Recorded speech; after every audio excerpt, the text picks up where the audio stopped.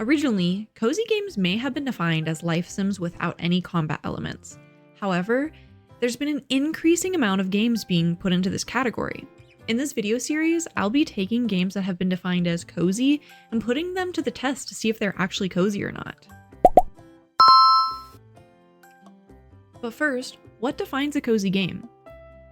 There's been a thesis about cozy gaming, which I recommend you check out. What Makes a Cozy Game? A study of 3 games considered cozy. This paper defines cozy games in components. Quote, "These components could be things such as compelling narrative and visual style, or simple gameplay embracing mundanity and non-violence."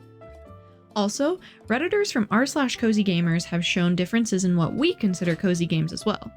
User Chris P. Chicken defines cozy games as something to, quote, "forget about something else where controls aren't too hard." Whereas user Random Couture says they think cozy games have exploration, easy combat, relationship building with characters, and decorating. Based on the previous research, each game will be reviewed on the following criteria: narrative, visual style, gameplay difficulty, exploration, and customization. So with that housekeeping taken care of, let's get started with our review of A Short Hike.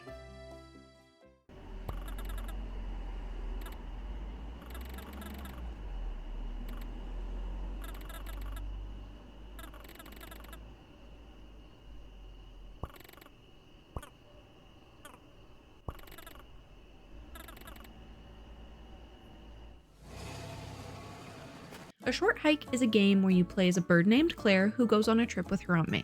No, not that Aunt May. Or that Aunt May. Or that Aunt May. Whatever. The game starts out with Claire asking Aunt May where she can get phone service, and Aunt May letting her know she needs to get to the top of Hawk Peak. This is how we discover where the end goal for the game is.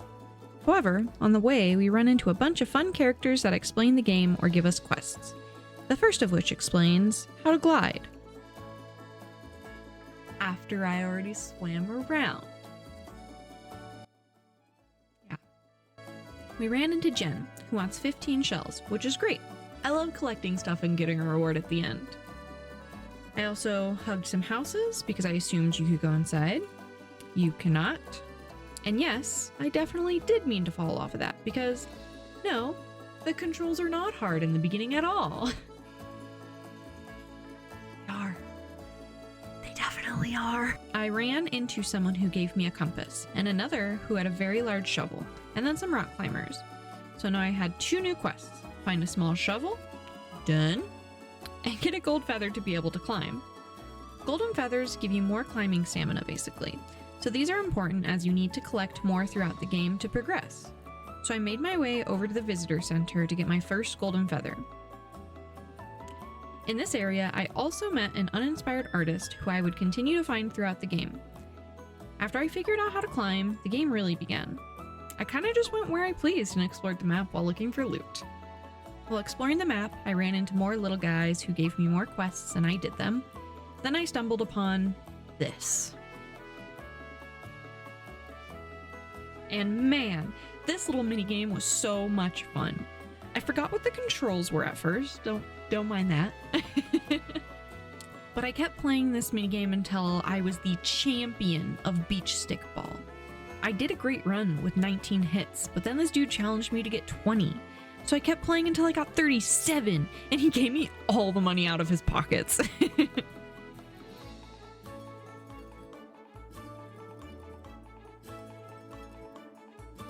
Also, this cool hat. Which reminded me, there was another hat from the visitor center that I went to go buy and wear instead. Oops. I kept wandering around, meeting new people and doing little quests, and earning more golden feathers. Also, shout out to this dude who just handed me a fistful of worms. I kinda wanna know if they thought I was a junior ranger because of the hat I was wearing. I also met Avery, who was upset about not being able to join the official race around the mountain. But when we asked her about it, she said she preferred to do parkour races and wanted to race me. And after attempt of losing, I beat her the second time. I also found a bucket that can grow all these little plants I was finding around. They turn into flowers that launched you up, which was helpful to get higher places with not a lot of golden feathers. I finally found the entrance to Hawk Peak along with my climber pals. Also, this dude who sold feathers at a premium. And when Claire called him out, he then proceeded to explain supply and demand economics to me. Bruh. He explained he was 400 gold short on tuition and needed to make money. After buying a few feathers, I proceeded to climb to the Hawk Peak. A polar bear explained how on the upper part of the mountain, your feathers freeze and you can't unfreeze them unless you get into a hot spring or near a fire. This makes the quote-unquote final level a little bit difficult when you only have a limited amount of feathers. But the game gives a few different options to problem solve how to get to the top. I would be lying if I said I didn't struggle to get to the top at first, so I went back down and gathered up some more feathers until I was able to climb on this part with a jump flower since it was able to launch me to the portion with a hot spring. After this point, I was able to climb the rest of the mountain and get to the very top.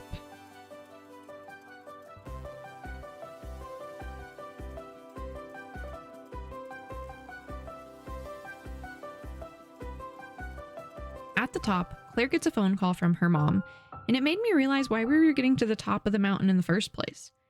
I was so caught up in the goal of getting to the top, as well as the small quests in between, that I forgot Claire's whole reason for getting to the top was to get phone service. In this moment, we learned that her mom went through surgery and Claire was worried about her. This moment was very sweet, and accompanied by the visuals of the top of the mountain as well as the music, it just felt really good. At the end of their conversation, we hear a sound, and Claire's mom let us know it's the famous Hawk Peak updraft. I used the updraft to get down from the top of the mountain and got back to our cabin with Aunt May. Claire told her of all of our adventures and seemed like she was done. But I realized there was still so much in the game I haven't completed yet. So, here's a rundown of everything I did. I got the boat and drove it very, very poorly. Please, don't. Just don't. I know. I met this dude that looked like Gulliver from Animal Crossing that was fishing, and he told me to meet his buddy that could teach me how to fish. So, I found that guy and learned how to fish. I found the artist multiple different times and found out he just wanted to paint things he loved, which was sweet. I gave Jen the 15 shells she requested, and Claire said it all for me right here. We met this guy who needed to find his watch, and I searched everywhere for his watch and I didn't find anything, so unfortunately I just kind of gave up. Then I went to give 400 gold to the guy who needed his college tuition, and in return he gave me a watch. Right when I had given up! And finally, I found Avery, and she challenged me to a race to the top of Hawk Peak. I was daunted at first, but I accepted, and I beat her by using the same way I got up previously. And I actually beat her by quite a bit. She gave me a medal, and finally I felt like I had accomplished enough in the game. So I took the updraft again to the house we started at with Aunt May, and chatted with her one last time before heading inside and finishing the game.